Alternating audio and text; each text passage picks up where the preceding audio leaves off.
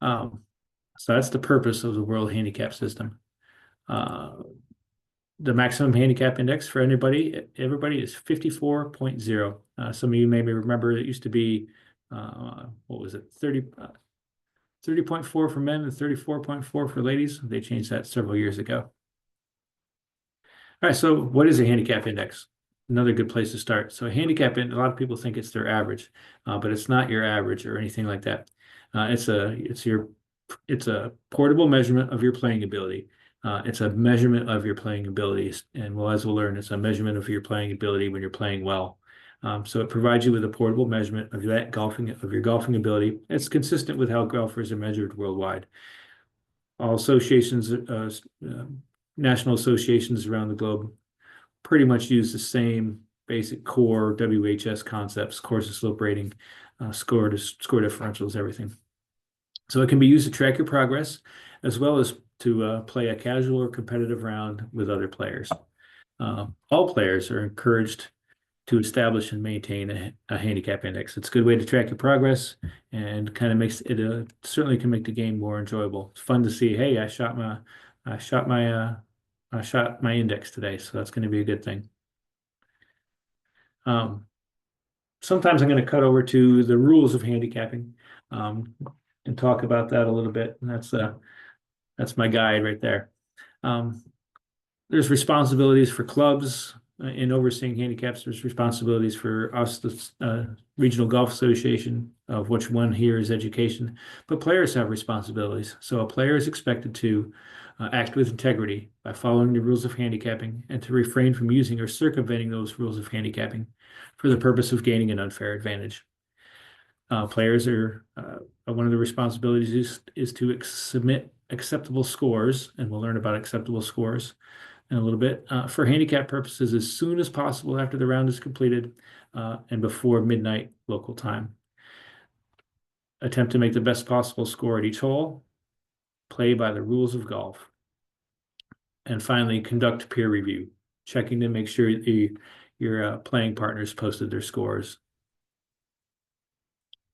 Uh, so yeah, your handicap index, that's the portable number you take with you. That's not the number you're going to use actually out on the golf course. And you are going to use your course handicap on the golf course. We're going to see lots of capitalized phrases here. There's lots of terms under the rules of handicapping that people conflate and confuse and combine. Part of this one of the things I hope you take away is using these proper terms to kind of spread how that's spread that terminology around with your playing partners. It makes it easier to communicate about what you're actually talking about. But there's lots of terms in the handicapping world. So moving on.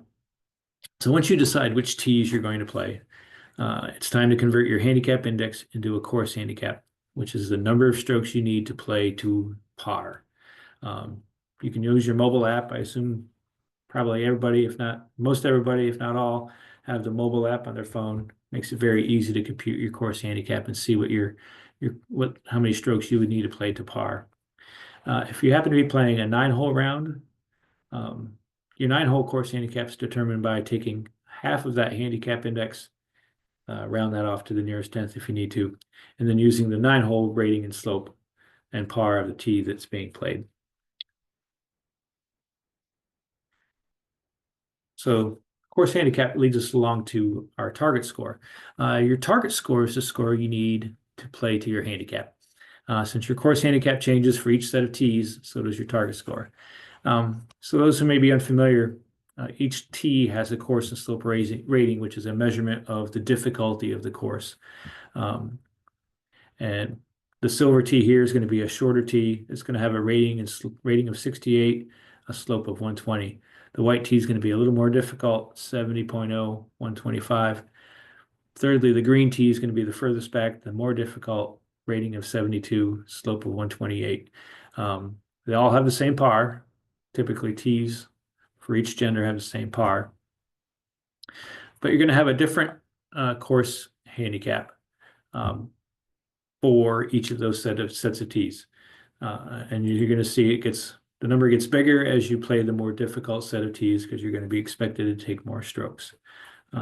So your silver tee target score in this case would be 54, or I'm sorry, 84.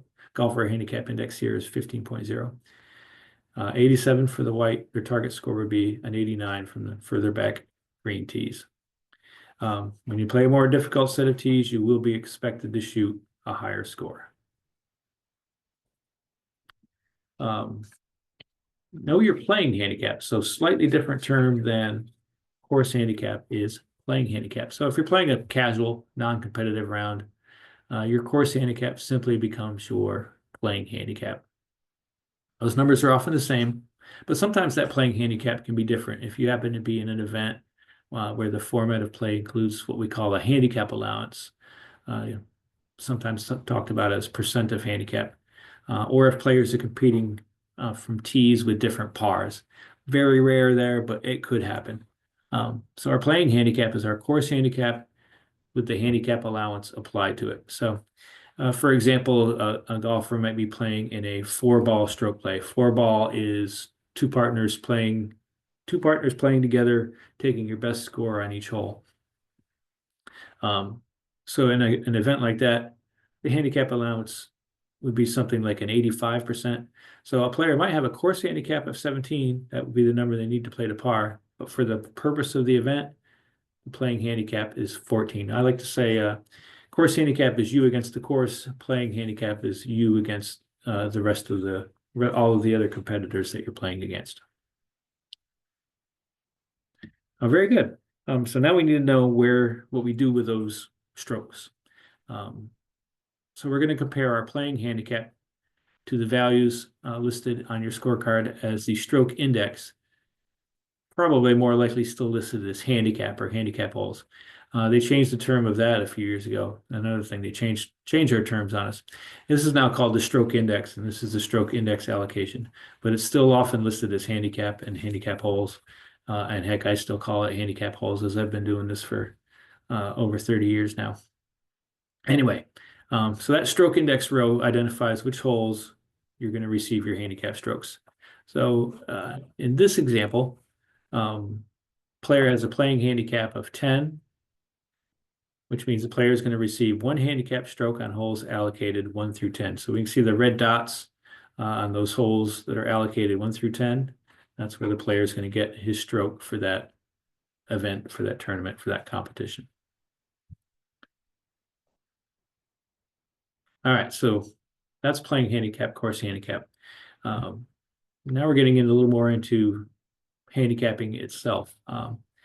Your maximum hole score. So this is part of Rule 3 in the rules of handicapping. So if you happen to struggle on a hole during a casual round, you don't have to finish it.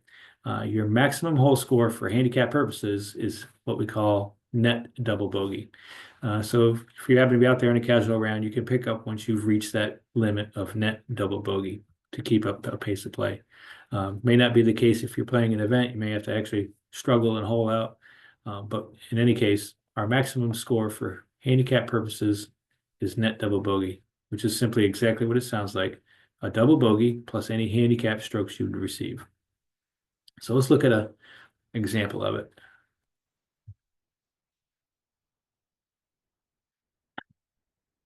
Excuse me. All right, here's our example. We have John Smith has a course handicap of 16. And by the way, we're using course handicap to determine our maximum hole score, not playing handicap. So if you're in an event, you're going to use course handicap for your maximum hole score. All right, so Mr. Smith here, he's getting a stroke on every hole except 17th, the 17th and 18th stroke index hole. So on the 17th hole, he plunks one in the water and hits one in the sand trap and then hits out, and then 3 putts. Maybe he hit a drive out of bounds, who knows? So he shoots a 9 on a hole that's a par 4. So his gross score is an 88, but his adjusted gross score, another terminology here, another term here, adjusted gross score. That adjusted gross score is going to be an 86. So that's the score adjusted for handicap purposes, adjusted for maximum hole score.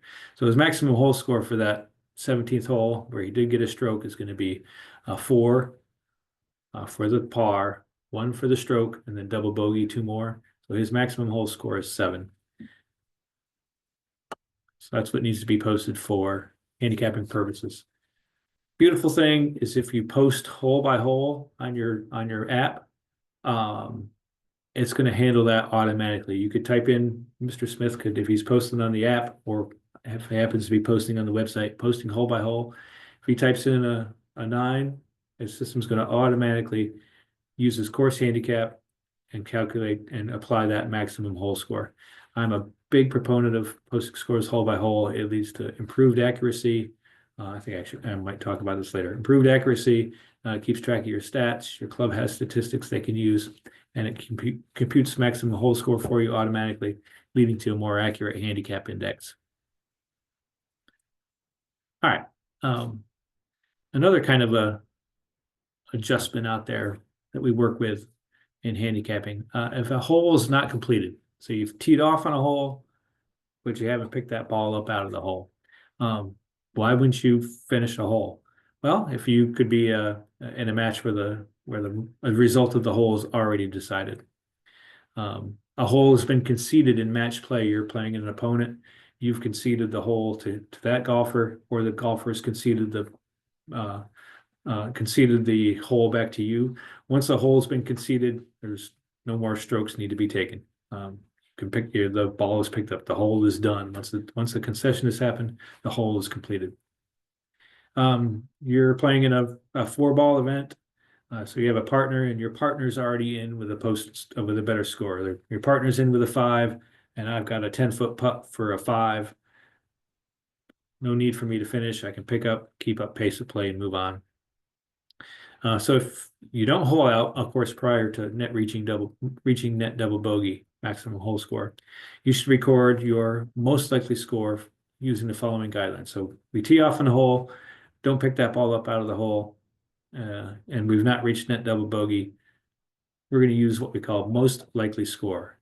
And that's really exactly what it sounds like, the score you would most likely get on the hole. So it's the number of strokes you've already taken, plus the number of strokes you'd most likely to require, plus any penalty strokes if you happen to have. So what are some guidelines? This is right out of the rules of handicapping. If you have a 5-foot putt or less, and the hole is done and it's been conceded, you're just going to add 1 to your score. Yeah, a lot of us are going to miss 5-foot putts, but just add 1 to your score in those cases. If you're outside of 5 feet, but within, say, 20 yards from the hole, you're going to add 2 or 3. Depends on where your ball is, difficulty of the green, ability of the player. Let's say you have a fairly simple chip from just off the green, 15 yards out, add 2 to your score. If you're in a deep bunker and it's a tiered green and you're not a great bunker player, let's go ahead and add 3. And then a little less case that's used very often, if your ball is outside of 20 yards, add 3 or 4, depending on difficulty of the green, ability of the player. So that's kind of how most likely score works. Little pause point for any questions.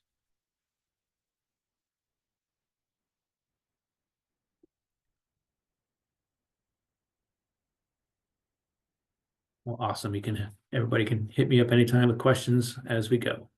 And there'll be plenty of time for questions later. Can I ask Excellent. a quick question? Oh. It's Alan from Pine Wild. Oh, yes, sir. Go ahead. So in terms of posting hole by hole, do you anticipate that being a requirement at some point in the next year or so? I anticipate being a requirement. I would be surprised if it was in the next year or so. I know a lot of associations have kind of poked and prodded the USGA to think about it, but I don't see it happening very, very soon, despite my wishes. So that would be nice to do, but they don't. I don't see it happening.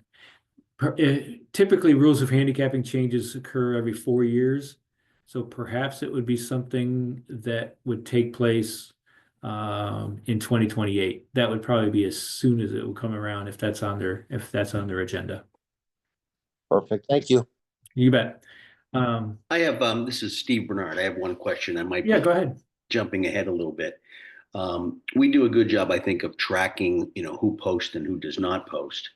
However, we find that under player responsibilities, the playing partners are reluctant to call out you posted a wrong score. Any suggestions on how to improve that? Um, that's a tough one, Steve. A lot of peer review comes down to, if you have a problem golfers, when does the club actually finally care about it?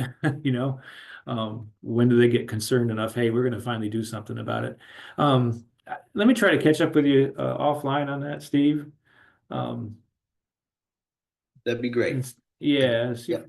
yeah, but that's a challenge for all of us is getting those regular playing partners. So yeah, call out their members.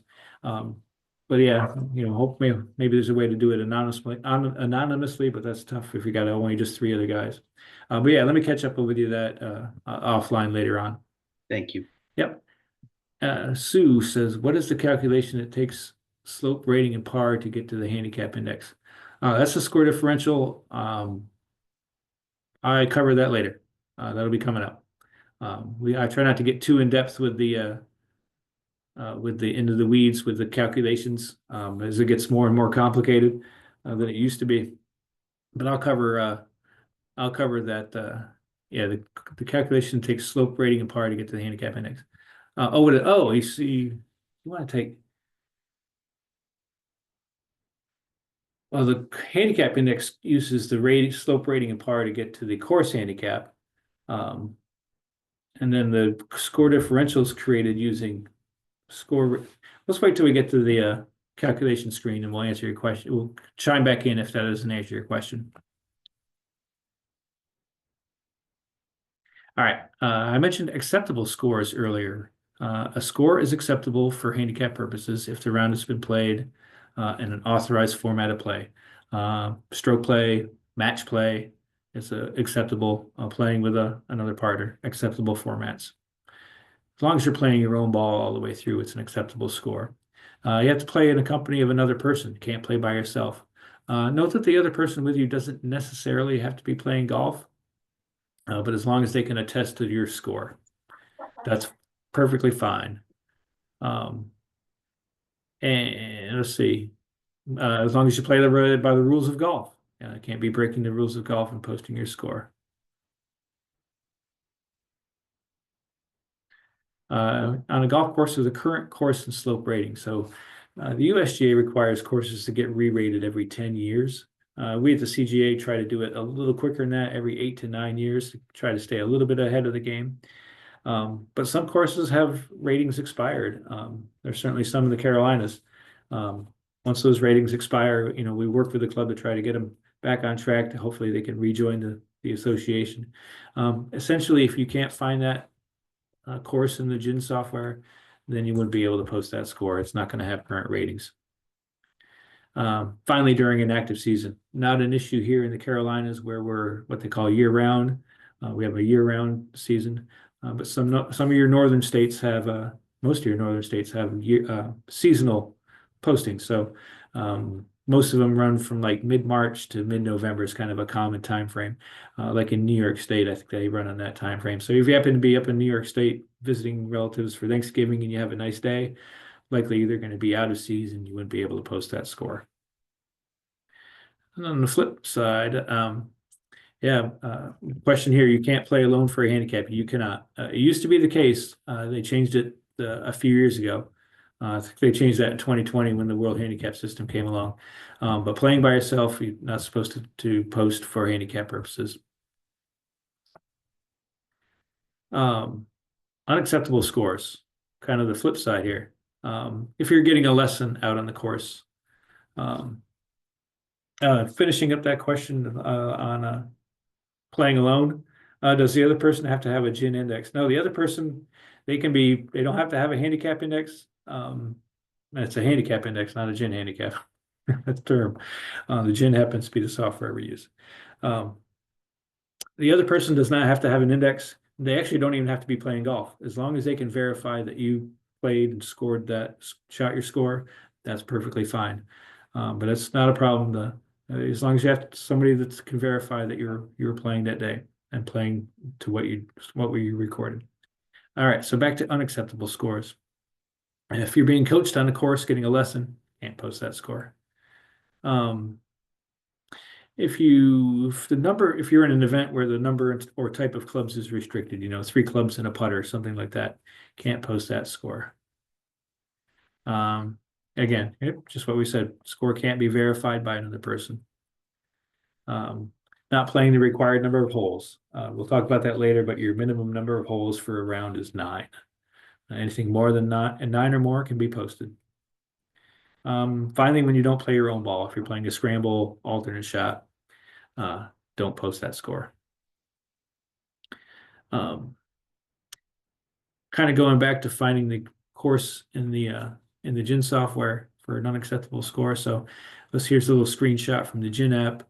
And I'm looking if I play Jim's golf course, but it says I can't find it.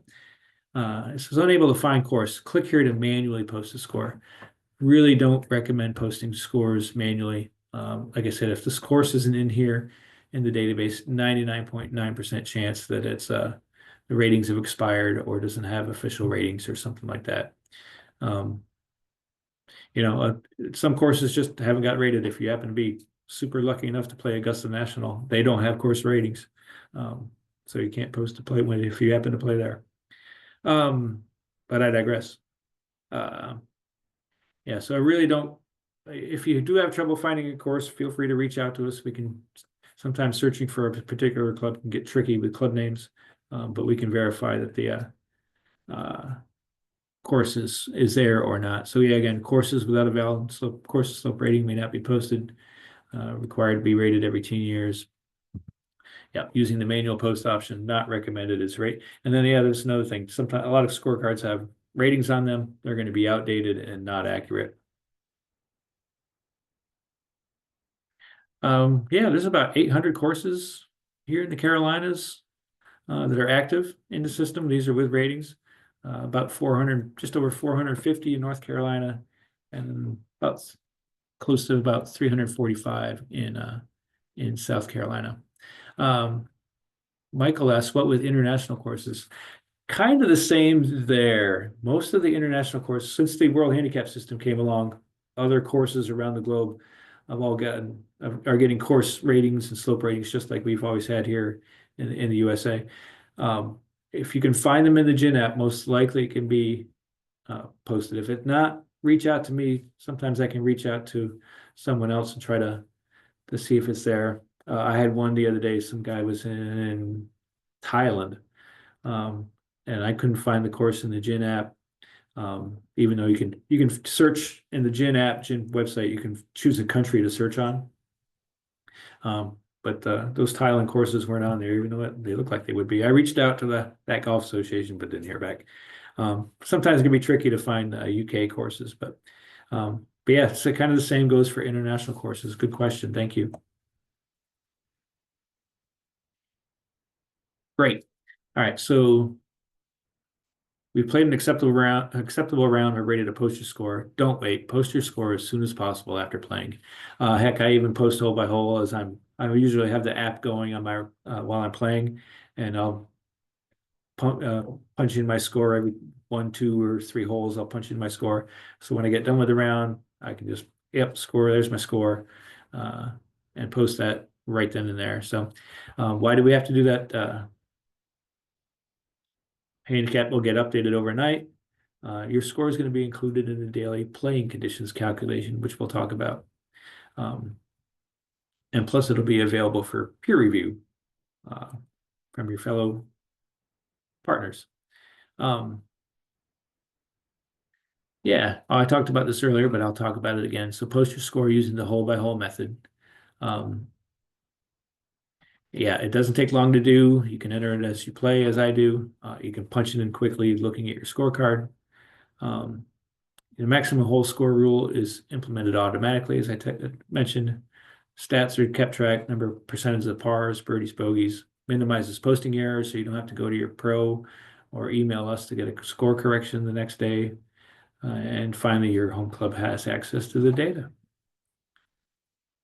Kind of a newer feature, in case you're not aware, on the GIN app, if you made a mistake posting your score. So if you made a mistake posting your score, you can delete that score up until midnight on the same day that it was posted. And then you can repost the score. So you can't correct a score, but you can delete it and then repost it using the GIN app or GIN mobile or the GIN website. So yeah, so you'll see once you get to your round summary, you'll see a little option here to delete that round. Again, if the error is noticed the next day or later, then you have to contact your home club's handicap committee or club staff to request score correction, which ensures proper peer review. And if anybody here is a member of one of our Carolina Z clubs, you can email us for a score correction. Michael's asking, many international courses can only post total score, not hole by hole. That's probably true, and that's something we'll have to deal with. There's hole by hole data that just doesn't make it over, and that's fine. Not surprised to hear that one. But most clubs, 99.8% of the clubs in the Carolinas, I know we can post hole by hole too, if not all. All right, so we've got our score posted. We're going to let the calculations begin. So at the end of the day, a playing conditions calculation called PCC that takes place automatically behind the scenes to determine whether scores made at the course met expectations. So if scores were significantly lower or higher than expected, a PCC adjustment which can range from -1 to +3 is going to be applied to the score differential for that day. So if there was a large number of scores that were kind of indicated to the system that the course was playing easier, then there's going to be a minus adjustment, just a -1. If there's a large number of scores that kind of are on the higher end outside an expected scoring range, system's going to do a +1, +2, or what I don't often see, +3. That it means that the course played more difficult. PCC of 0 means the course played as expected, which will be on the case on most days. All right, so hopefully this will answer. I think it was Sue's question on the calculation, but if it doesn't, please chime in. So we're going to talk about a score differential. That's really kind of the core of the handicap system, the core of calculating a handicap index. So once we have our PCC, our final score differential will be calculated and added to your scoring record. The score differential measures your performance for your round in relation to the difficulty of the course and tee being played. It's really an indicator of how you did on that day. And so here's our calculation of score differential. Again, not to get too much into the weeds, but this is how it works. We're using 113, which is the standard slope. I actually like to start on this side. So we're going to take our adjusted gross score. Remember, adjusted for accounting for maximum hole score. Subtract the course rating. Subtract the PCC adjustment, which accounts for that difficulty on that day. Then we multiply that by that standard slope of 113, divide by the slope rating. That gets us our score differential. Let's look at an example so we can show you kind of how a little bit how the difference works with and without PCC, and just show kind of how the score differential is calculated. Our score, subtract our course rating, multiply by 113, divide by that slope. This would lead to a score differential of 21.1. But if there happened to be PCC on that day, everything else being equal, we're going to subtract that PCC there in this step, and gives us a 19.3. So just looks like about 1.8 lower. So same score on a course where everybody struggled due to weather or what have you, it's going to be a lower score differential. So lower score differential indicates that you played better. All right, so if you posted a 9-hole score, things changed with that last year. Hopefully everybody has an awareness of how it worked last year. And the change last year, but if not, well, we can learn about it again here. So if you posted a 9-hole score, your 9-hole score will be converted to an 18-hole score differential for immediate use. The 18-hole score differential is determined by adding the 9-hole score differential produced from your round, and then it's going to be added to what we call the expected score differential over 9 holes of on a course of standard difficulty. So your expected score differential, it's a neutral score based exactly on your handicap index. It's going to be the same going into that day. You know you're going to play 9 holes on a day. Your expected score is going to be locked in. So it's kind of a neutral score that gives you an 18-hole score differential, which gets posted to your record right away. Used to be we post a 9-hole score, and you had to wait, and it would get combined with the next 9-hole score, and then they get plugged together. But that's gone. That's a thing of the past. Just some notes: at least 9 holes must be played for a score to be acceptable for handicap purposes. And then, as I kind of just talked about, the expected score for a player is based on their handicap index at the time the round is played. A player with a handicap index of 10 is going to have a different and lower expected score than a player with a handicap index of 15. And let's look at an example of that right here. 2 players, player A and B, kind of big difference in their handicap index. They both go out, shoot a 42 on a course rating 36.0, slope 125. That gives us 9-hole score differential of 5.42. Added with their expected score differential is going to give player A an 8.7, player B a 14.9. So even though they shot the same thing, different score differentials. Again, a neutral score is added to account for that. Now, if you play between 10 and 17 holes, it's kind of going to work the same way, but just a little bit different. So if you played between 10 and 17 holes, why would you want to play between 10 and 17 holes? Well, you got an afternoon thunderstorm, you didn't get out there to finish. You had emergency, pick up your kids. Any of a million things could happen that you can't finish your round. So a score differential is going to be calculated for the holes that were played. Let's say you played 15 holes, didn't play 16, 17, 18. Our system's going to calculate a score differential for those 15 holes. Let's kind of do some estimating and guesstimating in there. And it's going to add an expected score, kind of a neutral score for those last 3 holes. It's not going to be net par. It's not going to be net double bogey or anything, or bogey or anything like that. It's going to be expected score, a neutral score based on your handicap index. So actually,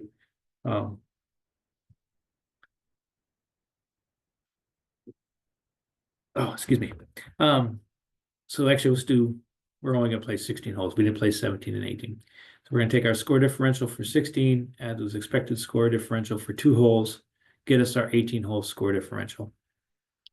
Note that you will have to post your score hole by hole if you play between 10 to 17 holes. The system needs to know what holes you played, what holes you didn't play to make its calculation. So yeah, when you're in the app, choose hole by hole or hole by hole with stats. Now, there's a newer option here, 10 to 17 holes. Though I'm 95% sure that if you chose 18 holes, it works the same way. And then we're going to enter our scores hole by hole. When you get to the end, you're just going to leave the score holes you didn't play blank. You're going to hit post. You'll get this little pop-up message. Hey, you haven't entered a score for every hole. If you post your score, it'll receive an 18-hole score differential used for your handicap index, which is what we want. So we're going to post it anyway. I'm not a big fan of how that message is worded, but I digress. Then it gets posted. And so I actually had one, this is from my record. I had one last summer where we started pouring on number 10 and we didn't finish. I somehow finished the 10th hole, but so I posted hole by hole, and yes, we can see here's how it looks. I had 49 strokes after 10 holes. This indicates that I played 10 holes. The information button here shows that describes that. So, but then it computes a full 18-hole score differential for me.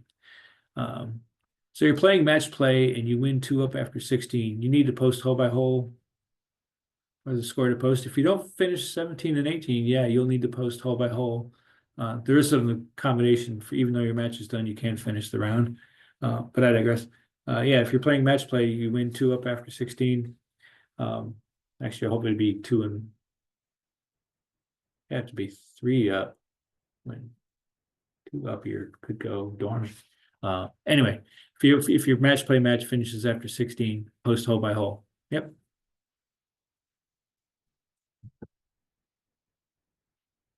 All right. A little less of a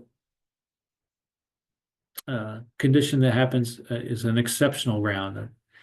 So if you happen to have a score that results in a score differential that is 7.0 strokes or better than your handicap index at the time the round is played, an exceptional score reduction is going to be applied to your handicap index.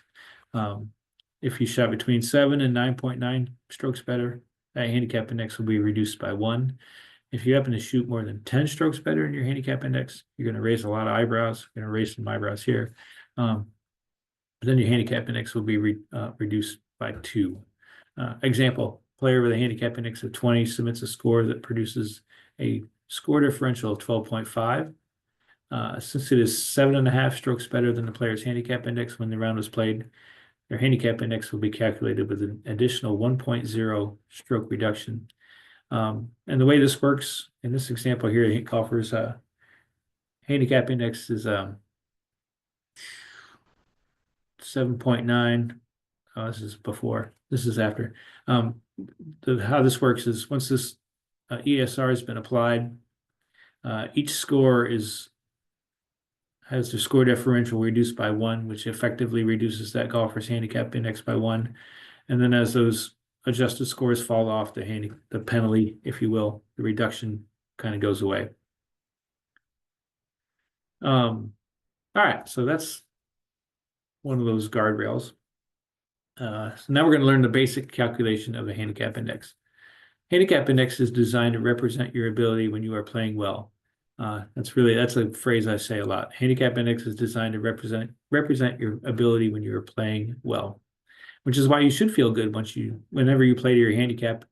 Play to your handicap or better. So once you have 20 scores in your scoring record, handicap index is calculated by an average of your 8 best score differentials from your most recent 20. Players can expect to shoot 2 to 5 strokes higher than their rounds, and you're actually only going to play to your handicap about 20% of the time. And you'll see it looks different on the app. There's asterisks or stars to indicate those low 8 scores that are being used by your handicap index.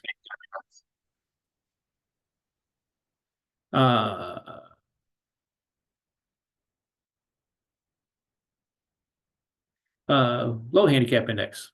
You might see this now on your when you log in to look at your handicap index. So the low handicap index represents the demonstrated ability of a player over the 365-day period preceding the day on which the most recent score was posted.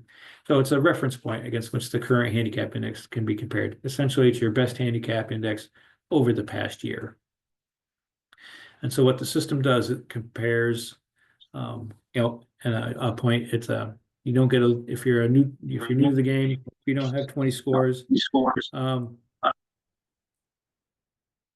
If somebody's asking a question, just put that in the chat for a second, or thank you.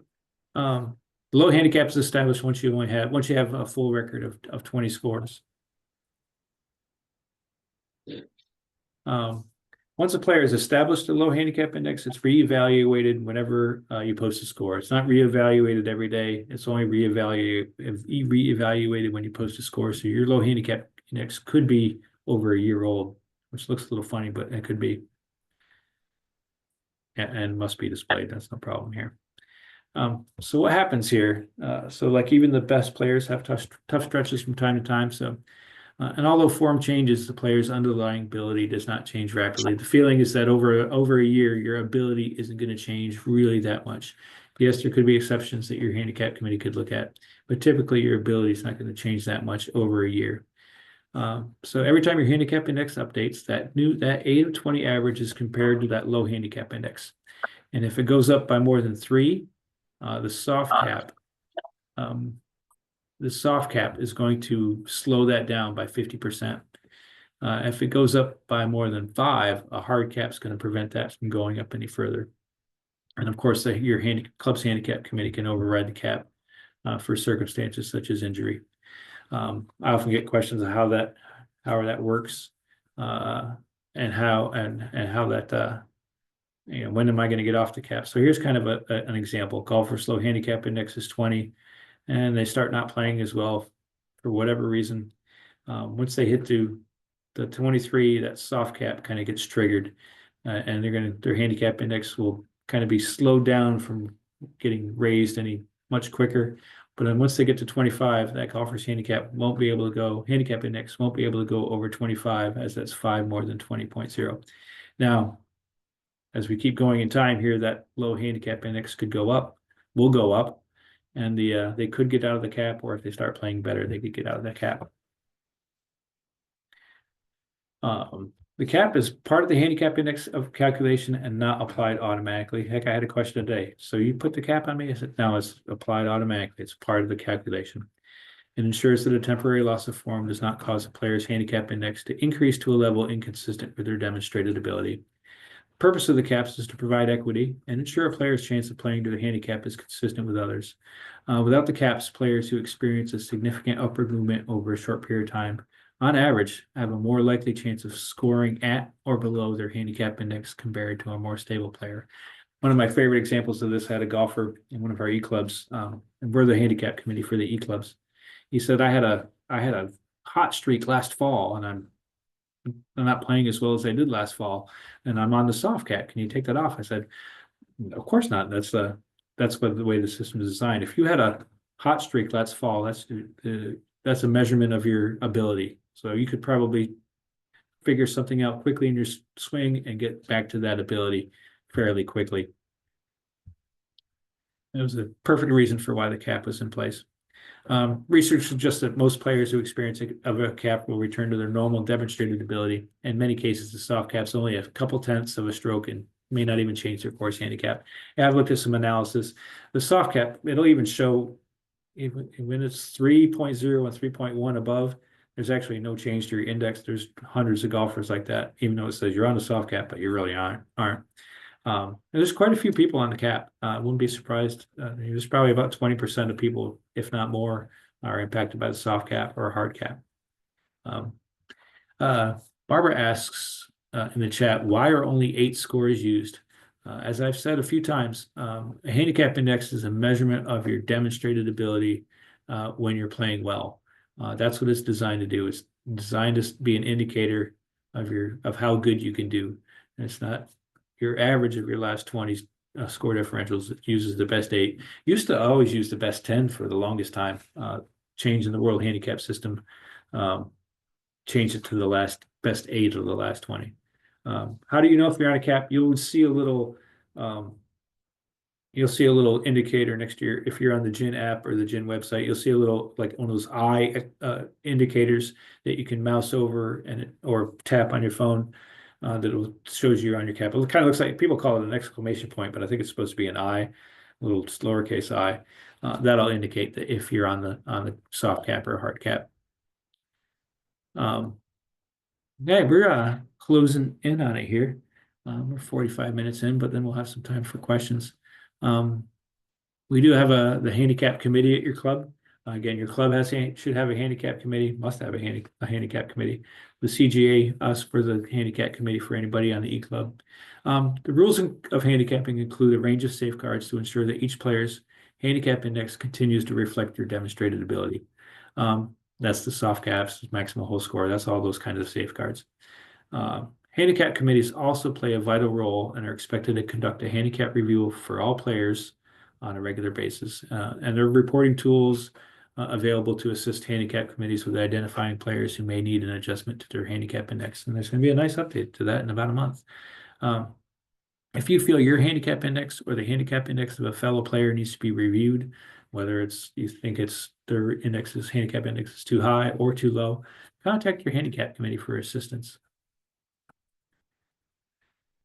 I kind of hope I didn't go too quickly on that. Any questions? And feel free to unmute yourself or chat. Either way. Hey, it's Alan from Pinewell one more time. Yes, sir. So typically in the winter season, we run shotgun starts, and just a point of clarity on posting when you only play 10 to 17 holes. So in the situation where we shotgun start and say the player tees off on 15 and they get in 9 holes, but it's only part of the front and part of the back. That ultimately is a non-postable score, correct? That's correct. I didn't cover that particular point. I'm glad you brought it up. But yeah, even though you played 9 hole scores, that's not a postable score. The 9 holes that played have to cover a rated 9, whether it's 1 through 9 or 10 through 18. Some courses have some inner and outer routings and things like that could cover it. I don't know, Pinewell doesn't. But yeah, you have to cover a rated 9. So the people that teed off on 1 and 10 are probably okay to post 9 hole scores if you only got 9 in. Other than that, out of luck. I'm not quite sure why that's in place. Hopefully that's something to look at. But that covers that situation there on a shotgun start and you don't finish.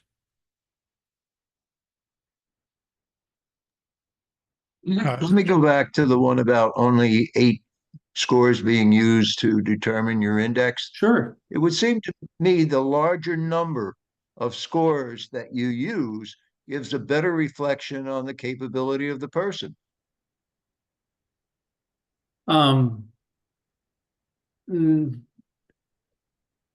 You're really another phrase I like to use is the handicap index is a measure of your potential. How well might you do on a given day, rather than your average. So when you're playing in an event or a match, you might shoot in that best 8 range. You have the potential to do that, and that's what the handicap index is for.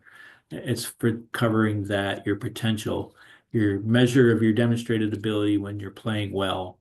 So that's why only, what is it, 20%, 40% of your scores are used in the calculation of a handicap index. And again, it used to be the best 10 of the last 20 for the longest time.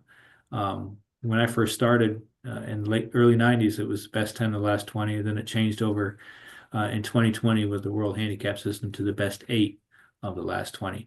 All the I think it was mostly the USGA and the RNA kind of worked together, took the different points on each and kind of mashed the concepts together.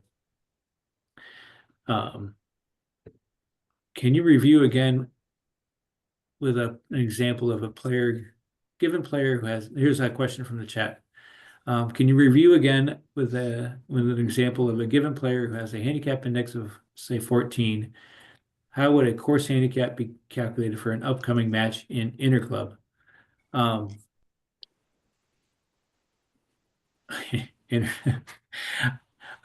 need a full chart for the full interclub calculation. So who is this who is this, by the way? I just have just a CGA for golf for the name. I was just going to follow up with you later. But the course handicap is calculated. You take I'm sorry. Course handicap is calculated by taking the handicap index, applying the slope rating, multiply by the slope, divide by 113, then add the course rating, and then subtract the par. That gets you your unrounded course handicap, and then the handicap allowance is applied, which is going to be 85% for our interclub. But then from there, those unrounded course handicaps are compared with each other so that there's the lowest unrounded course handicaps playing at 0. Everybody else has, no, I said that wrong. The unround, okay, Al Hook. I'll follow up with you later, Al, as well. Because there's a lot of steps in getting to your final playing handicap in an interclub match. We're calculating our course handicap. First, we're calculating our unrounded course handicap, which is the handicap index with the slope and rating and par applied. Then we're comparing that unrounded course handicap for your foursome and making the lowest player play off 0, adjusting the other 3 players by that amount from the A player, then applying the 85% to get to the playing handicap. there's a lot of steps, and we just, Golf Genius does it for us. But I'll be glad to follow up with you tomorrow on that, Al, and maybe grab an example. The Golf Genius has a nice tool that helps show how playing handicaps are calculated, called handicap analysis.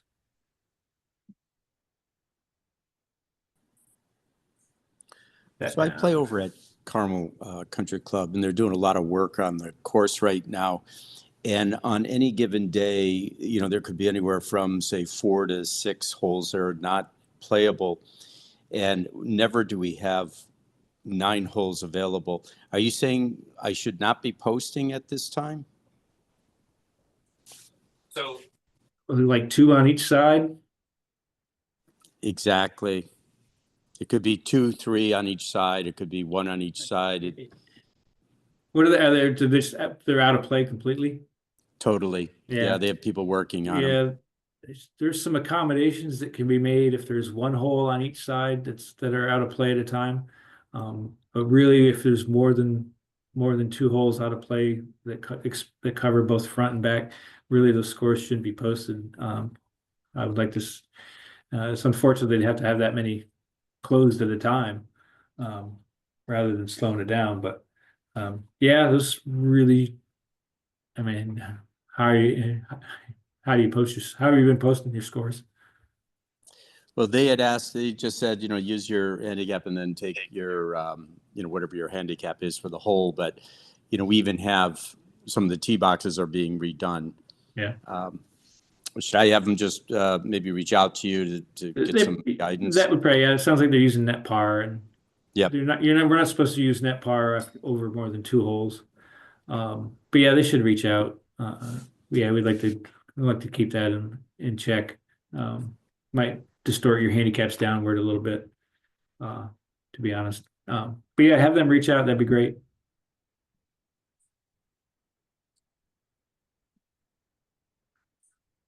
Oh, Arlette, Jim, you help me with this. Jim, you help me with this issue, and maybe others might have the same issues. We have ladies in our LGA that do not have their GIN number registered at our club. When they play, I cannot verify their score was posted. I can only see month and year. I'm not requiring LGA members have their number registered at our club in order to play LGA tournaments.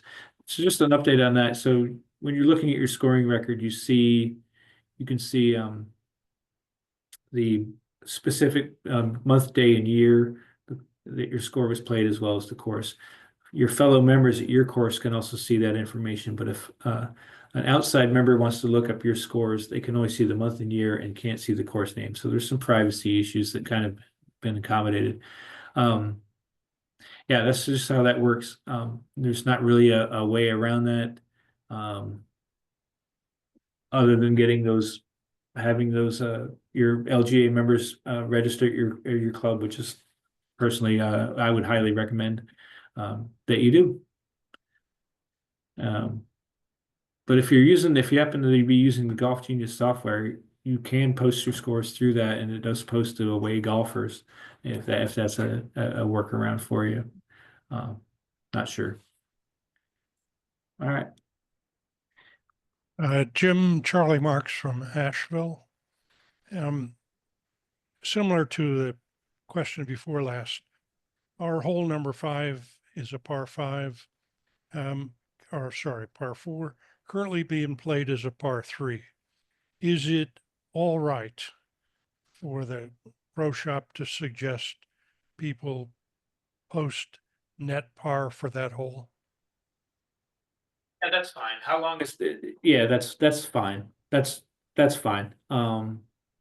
You can do that. And sometimes in those cases, depending on how long that renovation will take place, we can provide a temporary course and slope rating to use.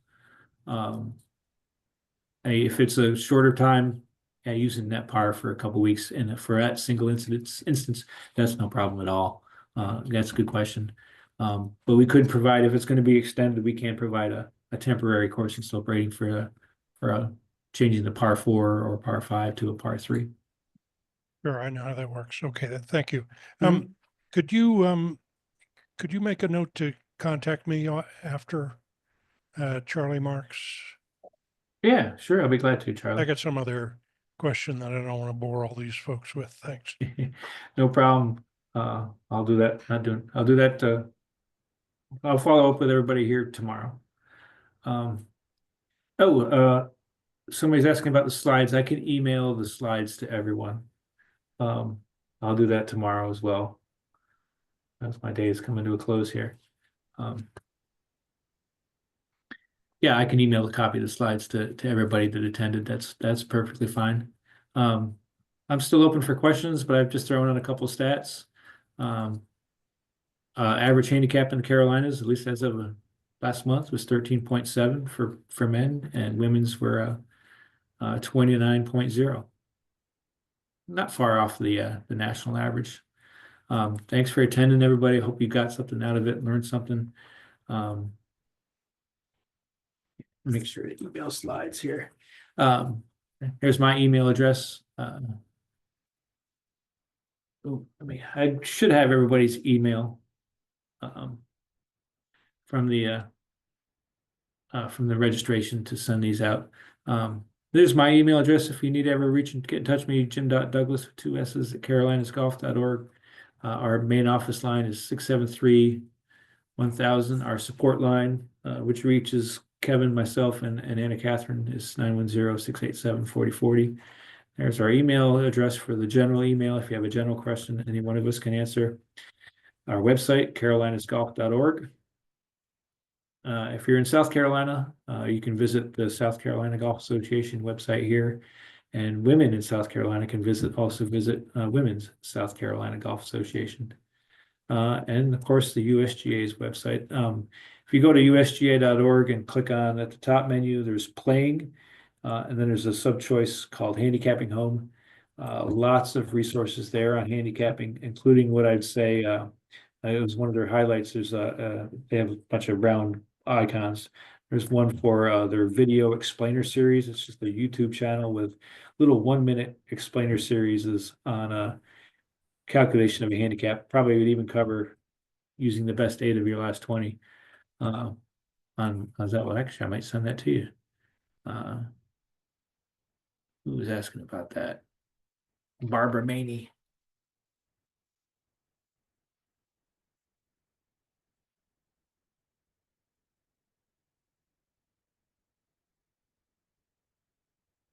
Yeah, the explainer video guy has a nice, better voice than I do. So,